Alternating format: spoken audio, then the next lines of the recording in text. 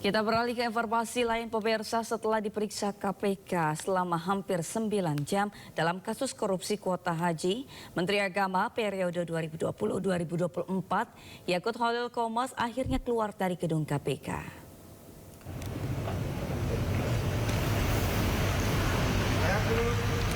Yakut memilih tidak banyak berkomentar terkait dengan materi pemeriksaan KPK. Yakut tidak memberikan informasi apapun terkait dengan dugaan korupsi kuota haji yang menyeret namanya. Menteri Agama era Presiden Jokowi tersebut meminta semua pertanyaan wartawan ditanyakan ke penyidik KPK. Yakut juga enggan untuk berkomentar terkait dengan hasil pengecekan dan pencarian bukti saat KPK melakukan investigasi ke Arab Saudi. Ya, jangan ke saya, ya. Sudah memberikan keterangan kepada penyidik. Nanti lengkapnya tolong ditanyakan langsung ke. Kemudian pendalaman terkait dengan fasilitas-fasilitas yang digunakan. Maka penyidik juga berangkat ke Arab Saudi untuk mengecek secara langsung di lapangan seperti apa fasilitas-fasilitas yang digunakan untuk penyelenggaraan ibadah haji, termasuk ketersediaannya seperti apa, ya, dan juga mekanisme dalam mendapatkan layanan ibadah haji ini, ya, karena dalam sistem pelayanan atau sistem registrasinya itu para PIHK ini di-pool ya di beberapa titik asosiasi, sehingga nanti yang memasukkan ke dalam aplikasi itu adalah pihak-pihak di asosiasi. Nah, itu kan juga didalami. KPK terus mendalami aliran dana kasus korupsi kuota haji di Kementerian Agama. Berbagai pihak telah diperiksa termasuk mantan Menteri Agama Yakut Khalil Qomas yang telah dicegah ke luar negeri.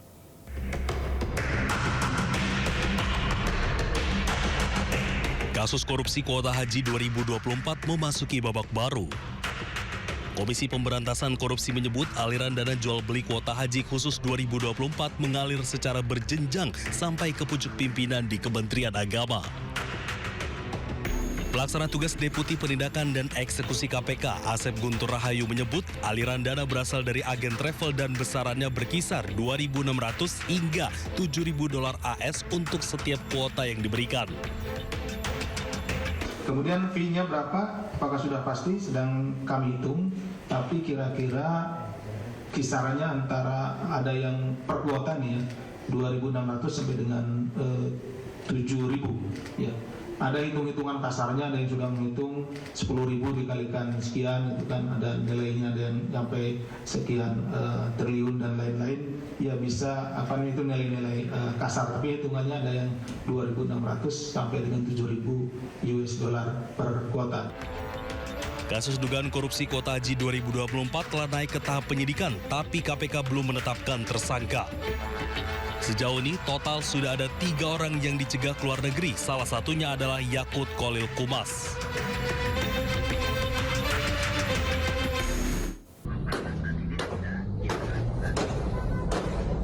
Petugas reskrim Polresta Bogor Kota menghentikan mobil komplotan spesialis ganjal mesin ATM di Jalan Pajajaran kawasan Jambu 2, Kota Bogor. Namun pelaku kabur menerobos lampu lalu lintas. Pelarian komplotan itu berhasil dihentikan usai 2 pelaku terpaksa ditembak petugas karena melawan saat ditangkap. 2 pelaku lainnya ditangkap saat bersembunyi di toilet umum dan atap rumah warga.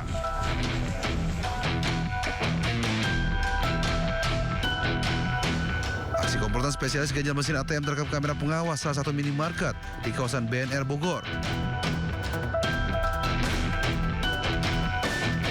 Korban dihampiri satu pelaku yang berpura-pura menawarkan bantuan setelah kartu ATM miliknya tertelan mesin. Ternyata mesin ATM sebelumnya telah diganjal dengan tusuk gigi oleh para pelaku. Dan pelaku menguras uang korban sebesar 210 juta rupiah. Komplotan spesialis ganjal mesin ATM ini merupakan residivis kasus yang sama.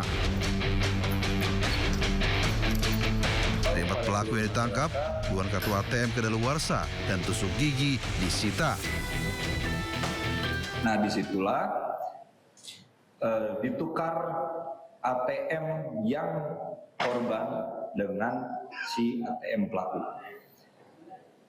Dari kejadian tersebut, para pelaku berhasil menggasak sejumlah uang yang ada di ATM korban sebesar 210 juta rupiah.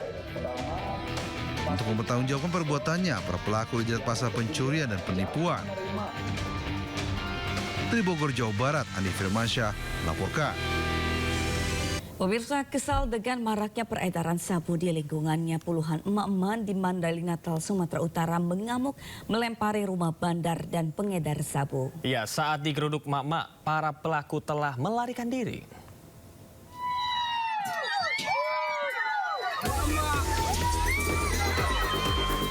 Upaya polisi yang dianggap tidak tegas memberantas peredaran narkoba membuat puluhan emak-emak di desa Tabuyung, Muara Batang Gadis, Mandailing Natal, Sumatera Utara melampiaskan kekesalan mereka. Para emak-emak ini mengamuk melempari rumah bandar dan pengedar sabu dengan menggunakan batu.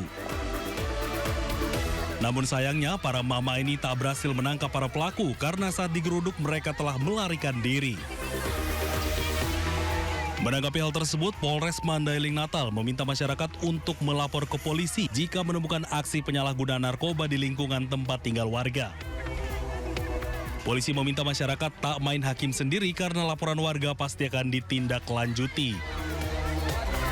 Kami berharap kepada seluruh masyarakat Kabupaten Mandailing Natal, manakala ada informasi terkait dengan penyalahgunaan narkotik, mohon supaya diberikan informasi ke kami, karena kami pun butuh informasi itu. Tanpa adanya informasi kami tidak bisa bekerja apa-apa.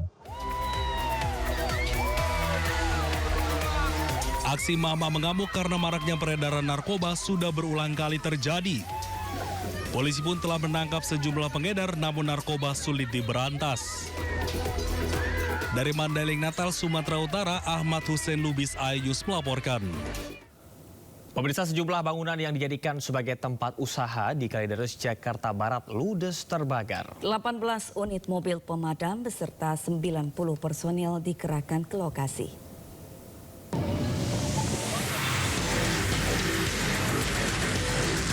Kepulan asap dan kobaran api cepat membesar membakar sejumlah bangunan yang dijadikan tempat usaha di Jalan Utan Jati, Kalideres. Banyaknya bahan material yang mudah terbakar dan kencangnya embusan angin membuat api merembet ke bangunan lain hingga membuat warga sekitar lokasi panik. Petugas suku dinas penanggulangan kebakaran dan penyelamatan wilayah Jakarta Barat yang datang ke lokasi berupaya memadamkan api. Menurut sejumlah warga, duga api pertama kali muncul dari sebuah warung kelontong. Dari belakang Madura. Warung Madura, Pak? Ya, ada berapa kios? Ada kata masak ini di belah, ada yang ngomong. Yang masak ini sama. Ya, orang Maduranya itu masak ini. Api berhasil dipadamkan 2 jam kemudian saat 18 unit mobil pemadam beserta 90 personil dikerahkan. Kasus kebakaran ini ditangani pihak terkait termasuk kepolisian wilayah Jakarta Barat. Dari Jakarta, Rizky Falupi melaporkan.